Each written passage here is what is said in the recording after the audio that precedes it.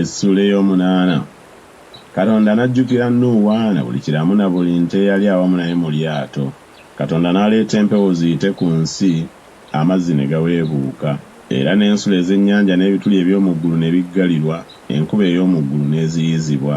Amazzi ne gadda okuva ku nsi obutayosa, ne gaweebuuka amazzi oluvannyuma ennaku 150 bwe zaayitawo. Mu mwezi ogw'omusanvu ku lunaku olw'17 olw'omwezi, eryato ne lituula ku nsozi za Alalati. Amazzi ne gaweebuuka obutayosa okutuusa ku mwezi ogw'ekkumi. Mu mwezi ogw'ekkumi ku lunaku olw'olubereberye olw'omwezi, entikko z'ensozi ne zirabika.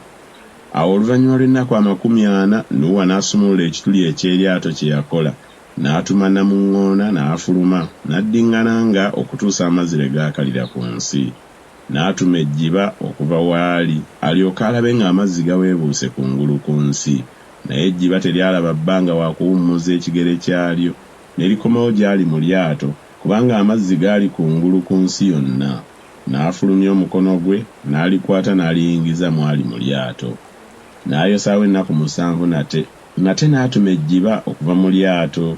Ejjiba ne likomawo olw'eggulo mwali. Laba, mu kamwa kaalyo ne muba akalagala akabisi ak'omuzeyituuni. Nuuwa n'alyoka amanya nti amazzi gaweebuuse okuva ku nsi. N'ayosaawo ennaku 7 nate, n'atuma ejjiba, awo oluvannyuma teryakomawo nate gy'ali. Awo mu mwaka ogw'olukaaga-mu-gumu mu mwezi ogw'olubereberye ku lunaku olw'olubereberye olw'omwezi, amazzi ne gakalira ku nsi. Nuuwa n'aggyako ekyasaanikira eryato n'atunuulira, laba, kungulu ku nsi nga kukalidde. Mu mwezi ogwokubiri ku lunaku olw'27 olw'omwezi, ensi n'ekalira. Katonda n'agamba Nuuwa nti, va mu lyato, ggwe ne mukazi wo n'abaana bo n'abakazi b'abaana bo awamu naawe.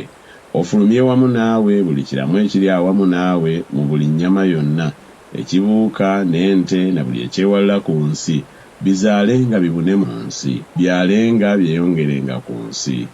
Nuuwa n'afuluma abaana be ne mukazi we n'abakazi b'abaana be awamu naye.